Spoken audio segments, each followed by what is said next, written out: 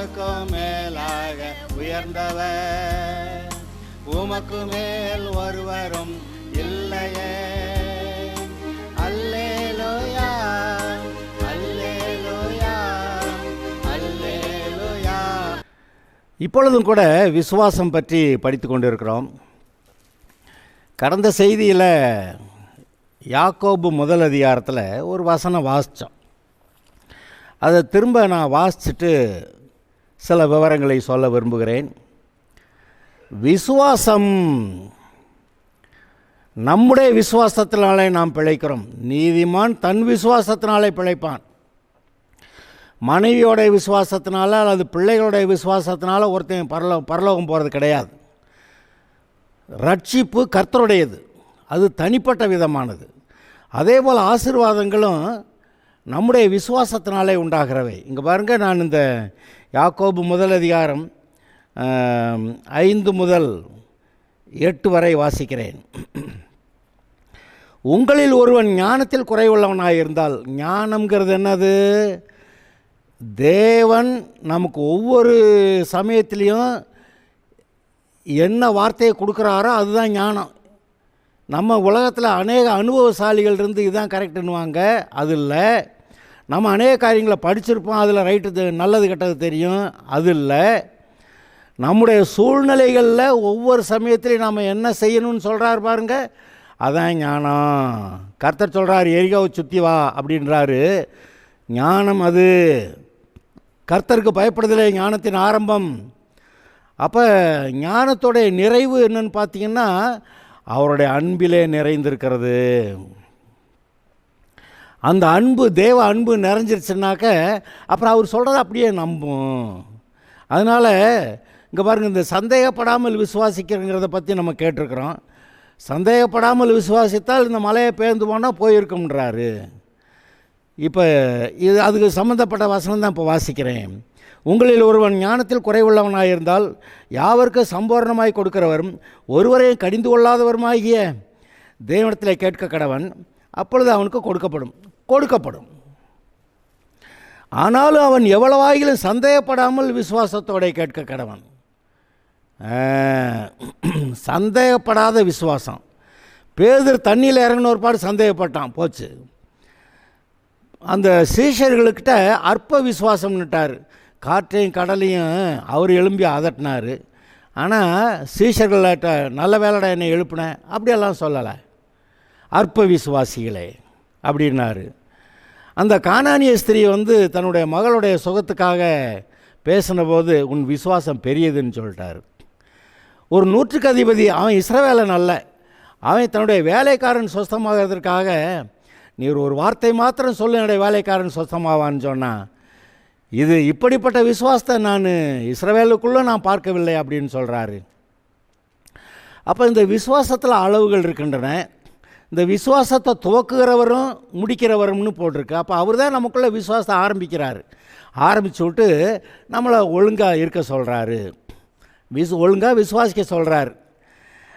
சொன்ன வார்த்தை எப்படி நிறைவேறுங்கிறத இன்றைக்கி நான் சொல்ல வர்றேன். ஓகே.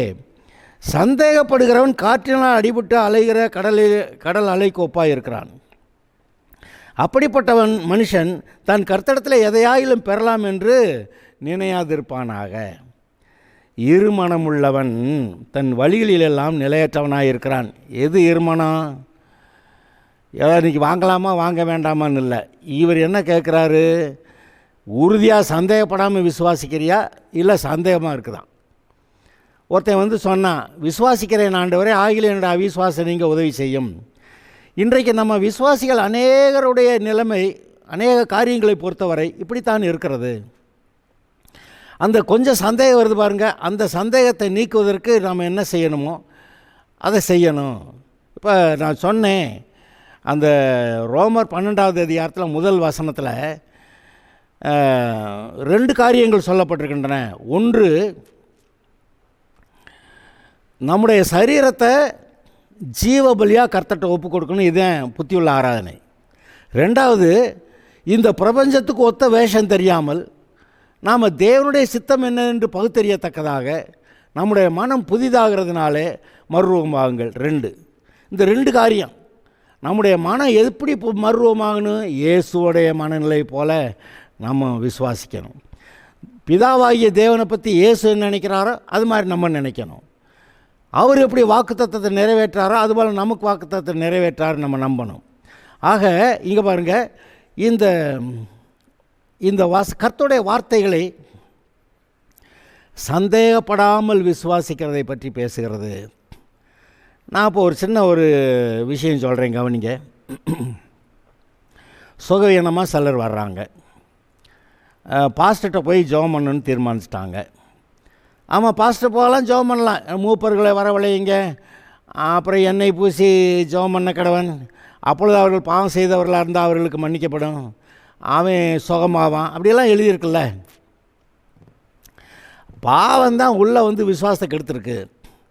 இங்கே இந்த விஷயத்தில் நம்ம கொஞ்சம் கவனமாக இருக்கோம்னா நல்லாவே எல்லாம் நடக்கும். கர்த்தருக்கு ஸ்தோத்திரம். இதை நாம் புரிஞ்சுக்கிட்டா சரீரம் ஜீவ பலியாக கர்த்தருக்கு, ரெண்டாவது நம் மனசு அதாவது தேவனுடைய சித்தம் இன்னதென்று பகுத்தறியத்தக்கதாக புதிதாகி மறுரூபமாகிறது. இதை ரெண்டை செஞ்சுட்டா சந்தேகப்படாமல் விசுவாசிக்கிறது வந்துடும். பரிசுத்த ஆவி உங்களிடத்தில் வரும்போது நீங்கள் பலனடைந்து பெரிய பெரிய காரியங்கள் நடக்கும். அப்போ சாட்சியாக இருப்பீங்க. அப்போ இங்கே எங்கே தடுக்குது, எங்கே பிரச்சனை வருதுன்னு கேட்டால், இப்போ நாங்கள் ஒரு வசனம் சொல்கிறேன். ஆதியாகமம் 17வது அதிகாரத்தில் கர்த்தர் ஆபிரகாம்கிட்ட என்ன பேசுகிறாருன்னு கொஞ்சம் கவனிக்கலாம். ஆதியாகமம் 17 நமக்கு ரொம்ப பிரயோஜனமான பகுதியாக இருக்குது. எவ்வளோ தடவை வாசிக்கிறோம், வாசித்தாலும் நமக்கு அவ்வளவு விஷயங்களும் நமக்கு தெரிஞ்சிடுறதில்ல. இப்போ நான் தெரிகிற மாதிரி வாசிக்கிறேன். ஆபிரகாம் 99 வயதான போது கர்த்தர் ஆபிரகாமுக்கு தரிசனமாகி, நான் சர்வ வல்லமையுள்ள தேவன், நீ எனக்கு முன்பாக நடந்து கொண்டு உத்தமனாயிரு.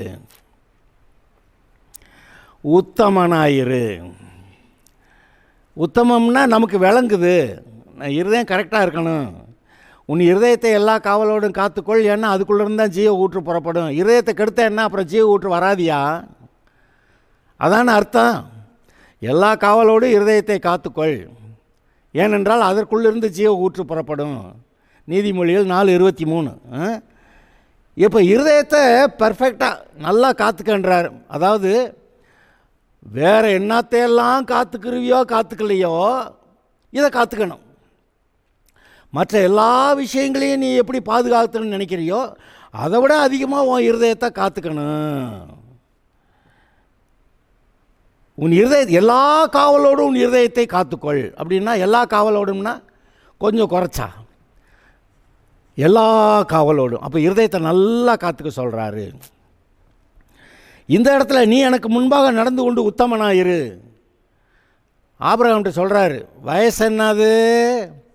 99. அடுத்த வருஷம் ஈசாக்கு வந்துடுவேன். இப்போ வயசானவங்க இவன் 99, சாராள் 90, 89. 10 வருஷம் வித்தியாசம். ஆனால் 2 பேரும் வயசாகி வயோதிகத்தில் இருக்கிறார்கள். இவர்கள் பிள்ளை பெற்றுக்கொள்வதற்கான வாய்ப்பு இந்த உலகத்தாரை பொறுத்த வரைக்கும் இவர்கள் பிள்ளை பெற்றுக்கொள்ள வாய்ப்பே கிடையாது. ஆனால் இவர் என்னத்தையே பேசி இவர்களுக்குள்ள விசுவாசத்தை உண்டாக்கி விட்டார். அது பாருங்கள், உறுதியாக நம்புனாங்க. அப்பத்தையும் தண்ணீரையும் ஆசீர்வதிப்பேன், வியாதியை உன்னை விட்டு விலக்குவேன், ஆயுசு நாட்களை பூர்ணப்படுத்துவேன். சங்கீதம் 103 கழுவுக்கு சமானமாய் உன் வயது திரும்ப வாழ வயது போல ஆகிறது. அது வரைக்கும் சாப்பிட்டதெல்லாம் இவங்களை வயசாக்கி பிடிச்சி வயசாகி போயிட்டாங்க. ஆனால் இப்போ என்னமோ சாப்பிட்றாங்க பார்த்தீங்களா? இது ஆசீர்வதிக்கப்பட்ட சாப்பாடு. அப்பத்தையும் தண்ணீரை ஆசீர்வதிப்பேன், வியாதியை உன்னை விட்டு விலக்குவேன், ஆயுசு நாட்களை பூரணப்படுத்துவேன். சங்கீதம் 103 கழுவுக்கு சமானமாய் உன் வயது திரும்ப வாழ வயது போல ஆகிறது. விசுவாசிப்பீங்களா? நடக்கும்ங்கிறார். விசுவாசிக்க கூடுமானால் உங்களால் கூடாத காரியம் ஒன்றுமில்லை என்றார். அதாவது என்னங்க, கர்த்தர் சொல்கிறத நம்புறது, உலக சூழ்நிலையே வேண்டான்றது, இது என்ன பெரிய நஷ்டமா? நமக்கு நஷ்டம் ஒன்றும் இல்லையே. கர்த்தரை நம்புகிறேன், அவர் வார்த்தையை நம்புகிறேன்னு சொல்கிறதுக்கு என்ன கஷ்டம்? அப்புறம் இந்த இருதயத்தை கரெக்டாக வைக்க சொல்கிறாரு. 99 வயசு, அடுத்த வருஷத்தில் ஈசாக்கு வந்துடுவேன். ஈசாக்கு வராமல் போனதுக்கு இன்னொரு காரணத்தை நான் சொல்கிறேன். இடையிலே முன்னாடியே வந்திருக்க வேண்டியது, இப்போ நான் காரணம் சொல்கிறேன். என்ன பாருங்கள், நான் சர்வ வல்லமையுள்ள தேவன், என்னால் செய்யக்கூடாத காரியம் ஒன்று உண்டோ அப்படின்னு அவர் கேட்குறாரு. நான் சர்வ வல்லமையுள்ள தேவன், உனக்கு வயசாகி போச்சு, வயோதிகம் வந்துருச்சு, ஆமாம் உன்னால் பிள்ளை பெற்றுக்கிற முடியாது, ஆனால் நான் சர்வ வல்லமையுள்ள தேவன். நீ எனக்கு முன்பாக நடந்து கொண்டு உத்தமனாயிரு, நீ மட்டும் ஆள் ஒழுங்காரு, அடுத்த வருஷம் பிள்ளை வந்துடுதுன்றார். ஏன்னா 100 வயதில் அவன் ஈசாக்கை பெற்றான்னு எழுதியிருக்கு. 99 வயதில் வந்து பேசுகிறாரு. 100 வயதில் அவன் ஈசாக்கை பெற்றான்னு போட்டிருக்கு. இப்போ ஆசீர்வாதம் வரப்போகுது. ஆசீர்வாதம் வரப்போகிற நேரத்தில் என்ன சொல்கிறாரு? நீ எனக்கு முன்பாக நடந்து கொண்டு உத்தமனாயிரு. அது ஆங்கிலத்தில் walk before me and be thou perfect. Walk before me, ஏன் முன்னாடி. இவருடைய பார்வைக்கு மறைவாக யார் எங்கேயும் போக முடியாது. இப்போ சொல்கிறாரு, எனக்கு முன்னாடி நடந்து கொண்டு என் முன்னாடி நீ இரு. பி தௌ பெர்ஃபெக்ட், நீ எல்லாத்துலேயும் உத்தமனாயிரு. பெர்ஃபெக்ட்னா பெர்ஃபெக்ட் தான். அந்த மத்தேயு சுவிசேஷத்தில் என்ன எழுதியிருக்கு? பரலோகத்தில் இருக்கிற உங்கள் பிதா பூரண சற்குணராக இருக்கிறது போல நீங்களும் பூரண சற்குணராயிருங்கள். அதான அர்த்தம் பெர்ஃபெக்ட்னா. அதாவது பரலோகத்தில் இருக்கிற உங்கள் பிதா பூரண சற்குணராக இருக்கிறது போல நீங்களும் பூரண சற்குணராக இருங்கள். குணம், இது நல்ல குணங்க. சற்குணம், அப்புறம் பூரண சற்குணம், இத்தனை போட்டு சொல்கிறாரு. இருதயத்தை கரெக்டாக வை, எல்லா காவலோடு உன் இருதயத்தை காத்துக்கொள். கண்ட பிசாசு வந்து எதையாவது சொல்லுவேன், கண்ட நண்பர்கள் வந்து எதாவது சொல்லுவாங்க, நம்மளை கெடுக்கிறதுக்குன்னு ஐடியா போட்டு வஞ்சகமாக சில காரியங்களை சிலர் நம்மகிட்ட சொல்லுவாங்க. இருதயத்தை கெடுத்துக்கிறாத. ஏன்னா உள்ளுக்கு இருந்தால் ஜீவ ஊற்று வரப்போகிறது, உள்ளிருந்து ஆசீர்வாதம் வருகிறது. ஆபிரகாம்கிட்ட என்ன சொல்கிறாரு நம்ம நினைக்கலாம்? ஆபிரகாமே இருதயத்தை கரெக்டாக வை, ஏன்னா ஈசாக்கு வரப்போகிற நேரம், உன் இருதயத்தை கரெக்டாக வை. Walk before me and be the perfect, எனக்கு முன்னாடி நடந்து நீ உத்தமனாரும் உன் இருதயத்தை உத்தமமாக வச்சுக்க அப்படின்னு சொன்னார். சரி, ஈசாக்கு ஆபிரகாம் விரும்பின அளவுக்கு வேகமாக நடக்காமல் போனதுக்கு ஒரு காரணமும் இப்போ இங்கே இருக்குது, நான் சொல்கிறேன். அதுக்கு முந்தின அதிகாரம், ஆபிரகாமுடைய மனைவியாகிய சாராய்க்கு பிள்ளை இல்லாதிருந்தது. எகிப்து தேசத்தாளாகிய ஆகார் என்னும் பெயர் கொண்ட ஒரு அடிமை பெண் அவளுக்கு இருந்தாள். சாராய் ஆபிரகாமை நோக்கி, நான் பிள்ளை பெறாதபடிக்கு கர்த்தர் என் கற்பத்தை அடைத்திருக்கிறார், என் அடிமை பெண்ணோடைய சேரும், ஒருவேளை அவளால் என் வீடு கட்டப்படும் என்றாள். சாராயின் வார்த்தைக்கு ஆபிரகாம் செவி கொடுத்தான். என்ன நடந்தது? இது 16வது அதிகாரம். 17வது அதிகாரத்தில் கர்த்தர் மறுபடியும் வந்து, ஏய் ஒழுங்காரு, எனக்கு முன்னாடி உத்தமனாரு, ஈசாக்கு வரப்போகிறான்னு சொல்கிறாரு. 16வது அதிகாரத்தில் என்ன குழப்பம் நடந்துச்சு? சாராய் வந்து, எனக்கு பிள்ளை இல்லை, ஒருவேளை இந்த அடிமை பெண் எனக்கு இருக்கிறாளே, அடிமை பெண்ணால் இவளுக்கு ஒத்து போகிற ஒரு கேஸு, இவளோட சேர்ந்து எனக்கு பிள்ளையை பெற்றுக் கொடு, ஒருவேளை அவளால் என்னுடைய வீடு இது ரொம்ப தப்பு. ஒரு பிள்ளையை பெற்று கொடுத்தா அந்த ஒரு பிள்ளையோட கூட சந்தோஷமாக இருக்கிறதுக்கு ஒரு சின்ன பிள்ளை இருந்தால் நல்லா இருக்கும்னா பரவாயில்ல. இவன் என்ன பண்ணிவிட்டா, அவளால் என் வீடு கட்டப்படும்னு. இது ரொம்ப பொல்லாத வார்த்தைன்னு நினைக்கிறேன். ஆபிரகாமும் அந்த வார்த்தைக்கு செவி கொடுத்தான். இது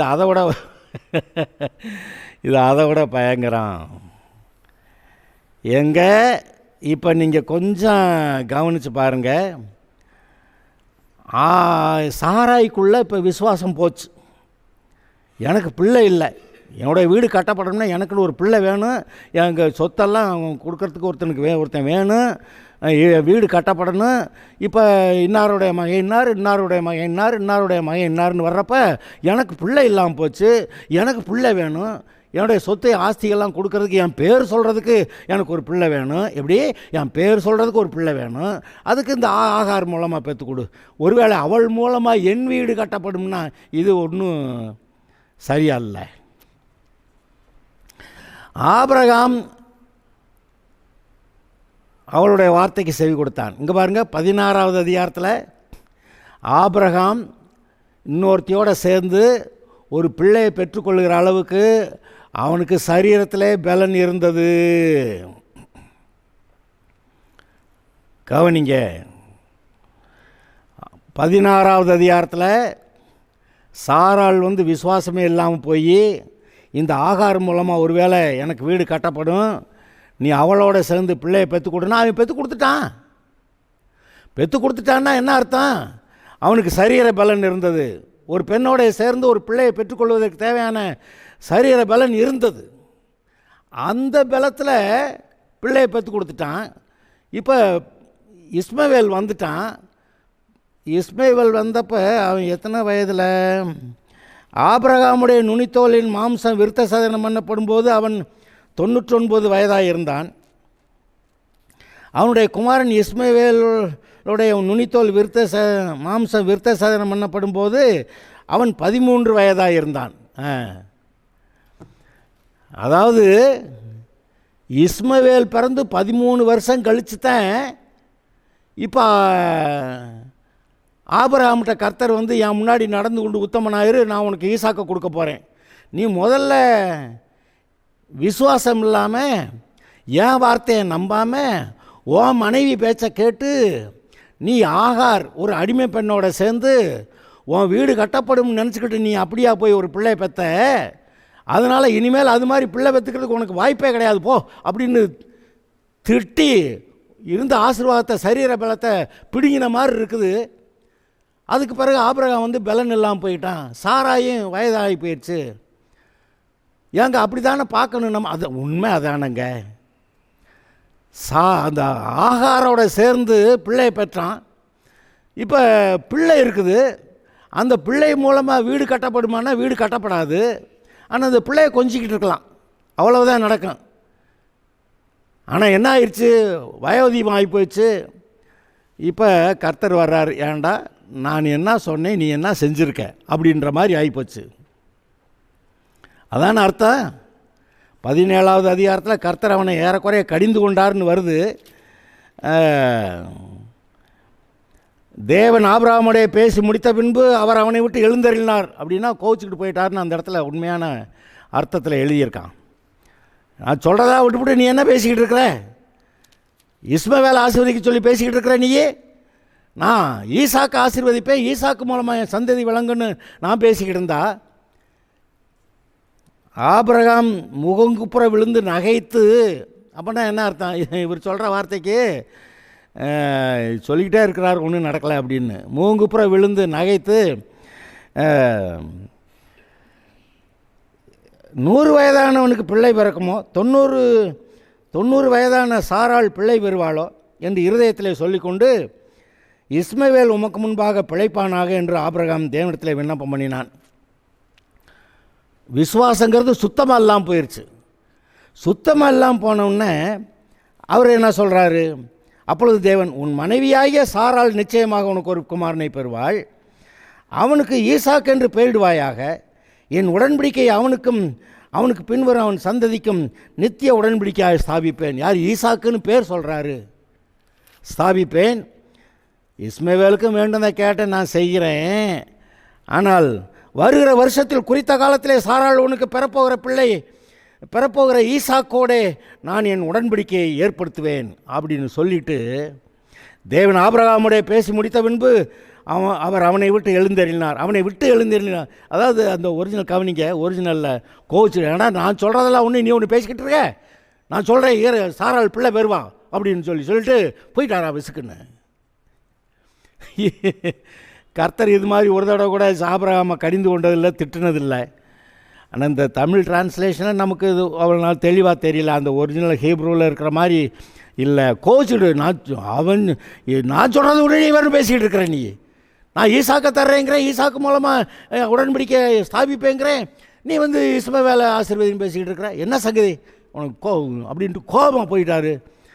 அந்த கோபத்தில் தான் கர்த்தர் சொன்னதை விட்டுட்டோமே அப்படின்னு சொல்லி ரொம்ப வருத்தத்தோடு நான் உம்மை விசுவாசிக்கிறேன் அப்படின்னு மட்டும் இல்லை,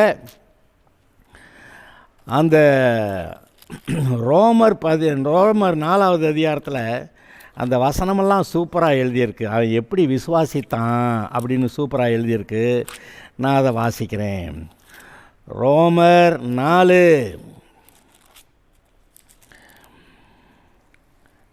அநேக ஜாதிகளுக்கு உன்னை தகப்பனாக ஏற்படுத்தினேன் என்று எழுதியிருக்கிறபடி அவன் தான் விசுவாசிக்கத்தக்கவருமாய் மரித்தோரை உயிர்ப்பித்து இல்லாதவைகளை இருக்கிறவைகளைப் போல அழைக்கிறவருமாய் இருக்கிற தேவனுக்கு முன்பாக நம்ம எல்லாருக்கும் தகப்பனானான். இல்லாதவைகளை இருக்கிறவைகளைப் போல அழைக்கிறவர், மரித்தோரை உயிர் எழுப்புகிறவர்.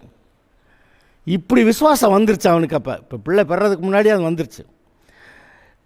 உன் சந்ததி இவ்வளவா இருக்கும் என்று சொன்னபடியே நான் அநேக ஜாதிகளுக்கு தகப்பனாவதை நம்புவதற்கு ஏதுவில்லாதிருந்தும் அதை நம்பிக்கையோட விசுவாசித்தான். ஏன்னா வயசாகி போச்சு, இப்போ விசுவாசிக்கிறான். அவன் விசுவாசத்தில் பலவீனமாக இருக்கவில்லை. அவன் ஏறக்குறைய 100 வயது உள்ளவனாக இருக்கும்போது தன் சரீரம் செத்து போனதையும் சாராளுடைய கற்பம் செத்து போனதையும் எண்ணாதிருந்தான். வயசாகி போச்சு, நமக்கு சரீரத்தில் ஒரு பிள்ளையை பெற்றுக்கிறது, ஆகாரோட சேர்ந்து பிள்ளையை பெற்றுக்கலாங்கிறப்ப அப்போ சரீரத்தில் பலன் இருந்துச்சு. இப்போ புஷ்ஷுன்னு போச்சு. சாராளுடைய கற்பமும் செத்து போச்சு. ஆனால் இப்போ என்ன பண்ணுறான், அதை பற்றி எனக்கு கவலை இல்லை, கர்த்தர் சொன்னார் செய்கிறாரு அப்படின்னு தேவனுடைய வாக்கு தத்தத்தை குறித்து அவன் அவிசுவாசமாய் சந்தேகப்படாமல் சந்தேகப்படாத விசுவாசம், அவிசுவாசமாய் சந்தேகப்படாமல் தேவன் வாக்கு தத்தம் பண்ணினதை நிறைவேற்ற வல்லவராய் இருக்கிறார் என்று முழு நிச்சயமாய் நம்பி, அறகுறை நம்பிக்கை இல்லை, முழு நிச்சயமாய் நம்பி தேவனை மகிமைப்படுத்தி விசுவாசத்தில் வல்லவனானான். அதுக்கப்புறம் தான் ஸ்தோத்திர ஆண்டவரை, அல்லேலூயா, ஸ்தோத்திர ஆண்டவரை, பிள்ளையை கொடுக்குறீர், ஈசாக்க கொடுக்குறீர், சந்ததி விளங்கும், உடன்படிக்கையை ஏற்படுத்துறீர், அப்படியெல்லாம் சொல்லி இது நடக்கிறதுக்கு வழியே இல்லை. எரியோ கொடை சுற்றுற மாதிரி தான், செங்கடல் திறந்த மாதிரி தான், யோர்தான் பிளந்த மாதிரி தான். அங்கே நின்றுக்கிட்டு யோர்தான் நதி கரை புரண்டு போகுதுங்க, இறனா செத்து போயிடுவான் இல்லை. ஆனால் அங்கே போனால் யோர்தான் பின்னிட்டு திரும்புது, செங்கடல் திறக்குது, எரியோ கோட்டை விழுகுது. அது மாதிரி நீங்கள் இருக்கீங்கன்னு நினைக்கிறேன். அதனால இந்த பிரசங்கம் வந்துக்கிட்டு இருக்கு. இப்போ நம்பிக்கையே இல்லாத சமயத்தில் கர்த்தர் சொன்னதை உங்கள்கிட்ட சொன்னதை நிறைவேற்றுவார். அதனால் நீங்கள் விசுவாசிக்கலாம்.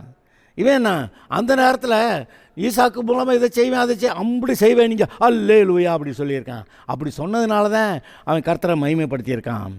ஆகையால் அது அவனுக்கு நீதியாக எண்ணப்பட்டது.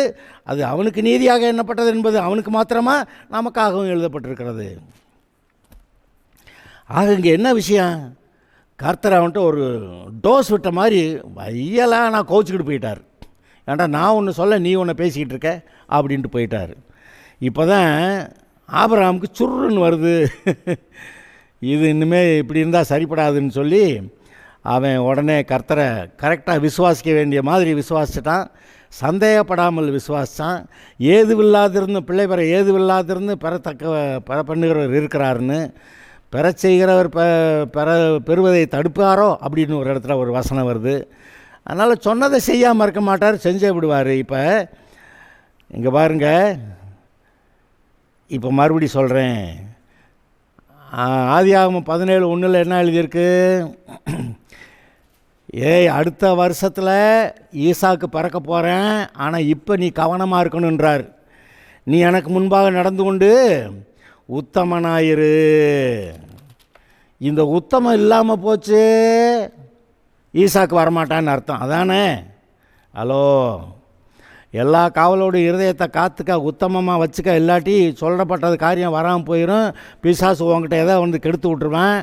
இருதயத்தை கெடுத்து விட்டான்னாக்கா அப்புறம் இருதயத்துக்குள்ளே இருந்தானே ஜீவ ஊற்று ஆசீர்வாதம், இருதயத்துக்குள்ளே இருந்தானே உன்னைய பொறுத்த வரைக்கும் ஈசாக்கு வரணும். உன் இருதயத்தை கெடுத்து வச்சிடாத அப்படின்னு சொல்ல வர்றாரு. அதாவது இந்த வசனம் இந்த இடத்துல ரொம்ப அர்த்தம் உள்ளது. ஆபிரகாம் 99 வயதான போது, என்ன வயசு 99, ஈசாக்கு எப்போ பிறந்தா 100 வயதானப்ப. அப்போ ஒரு உற்பத்தி திட்ட காலம் மட்டும்தான். ஆபிரகாமுக்கு தரிசனமாகி, நான் சர்வ வல்லமையுள்ள தேவன், நீ இவ்வளோ வயசாகி போச்சு பிள்ளை இல்லை, நோ, நான் சர்வ வல்லமையுள்ள தேவன், நான் உங்கள் 2 பேருக்கு பிள்ளையை கொடுக்க வல்லவர். அதான அர்த்தம். நான் சர்வ வல்லமையுள்ள தேவன்னா, நீ எனக்கு முன்பாக நடந்து கொண்டு உத்தமனாயிரு. Walk before me and be the perfect. எனக்கு முன்னாடி நடந்து உத்தமனா பெர்ஃபெக்டாக இரு.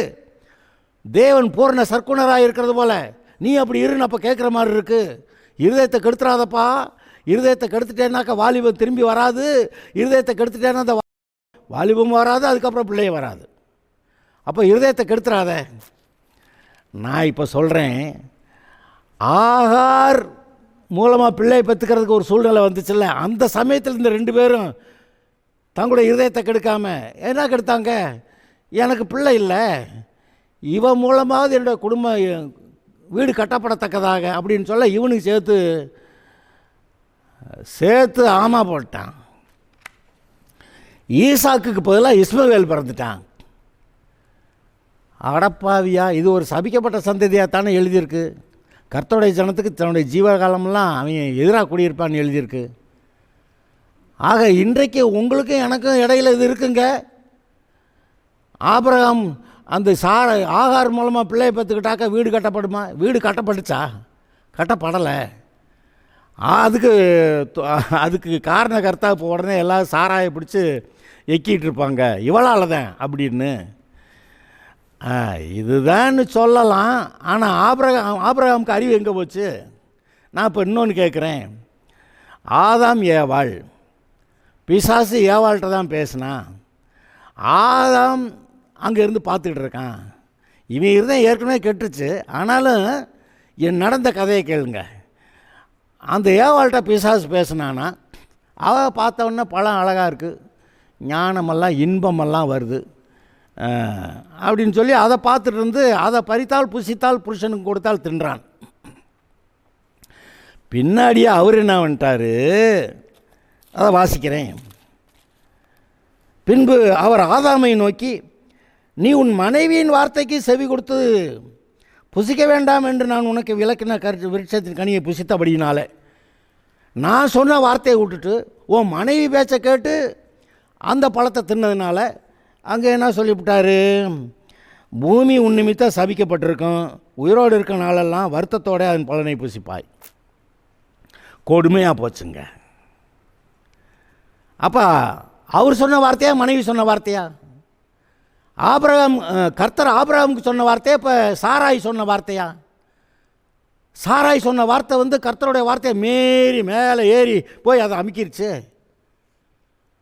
அப்போ ஈசாக்குக்கு பதிலாக இஸ்மவேல் வந்துட்டான். இன்றைக்கி கர்த்தர் 99 வயதானப்போ பேசுகிறார் அவன்கிட்ட, எனக்கு முன்னாடி நடந்து கொண்டு உத்தமனாயிரு, நான் ஈசாக்கு கொடுக்க போகிறேன், அடுத்த வருஷம் அவன் வந்துடுவான், இப்போ நீ நடந்து கொண்டு என்கிட்ட உத்தமமாக இருக்கணும், இல்லை வேறொரு இஸ்மவேல் தொலைச்சிட போகிறான், கவனமாரு அப்படின்றாரு. இவன் அதுக்கப்புறம் இவனுக்கு வாலிபம் திரும்புகிறது. அந்த தேச கேராவூரில் குடியிருந்த அந்த அபிமேலைக்கு அவன் இவ்வளோ அழகாக இருக்கேன், அவளை பிடிச்சிட்டு வான்னு சொல்லிட்டான். அந்த அளவுக்கு அழகாயிட்டா. இவர்களுக்குள் வாலிபம் திரும்பியது. இவர்கள் பிள்ளையை பெற்றுக்கொண்ட தக்கவளானார்கள். ஆனாலும் அந்த பிசாசு பிடிச்சிட்டு போக பார்க்குது. கர்த்தர் காப்பாற்றி கொடுத்தாரு. ஓகே, கர்த்தர் காப்பாற்றி கொடுக்குறாரு. ஆனால் நமக்கு அறிவு இருக்கணும். நம்ம கர்த்தர் முன்னாடி உத்தமமாக இருக்கணும். நம்முடைய இருதயம் சரியாக இருக்கணும். இருதயம் சரியாக இருந்தால் விசுவாசம் இருக்கும். நம்புவதற்கு ஏதுவில்லாத இருந்தால் நம்பிக்கையோட விசுவாசிக்க முடியும். அதாவது பிள்ளை பெற முடியாதுன்னா கூட பெற முடியும் அப்படின்னு சொல்லி, சூழ்நிலை எவ்வளோ எதிர்மறையாக இருந்தாலும் கர்த்தருடைய வார்த்தை நிறைவேறும் என்று நீங்கள் நம்ப முடியும். அதை நம்புங்கள். அதுக்கு இருதயத்தை செவையாவையே உத்தமனாயிரு. B the perfect. பரலோகத்தில் இருக்க உங்கள் பிதா பூர்ண சர்க்குணராக இருக்கிறது போல நீங்களும் பூர்ண சர்க்குணராயிருங்கள். எல்லா காவலோடு உங்களை இருதயத்தை காத்துக்கொள்ளுங்கள்.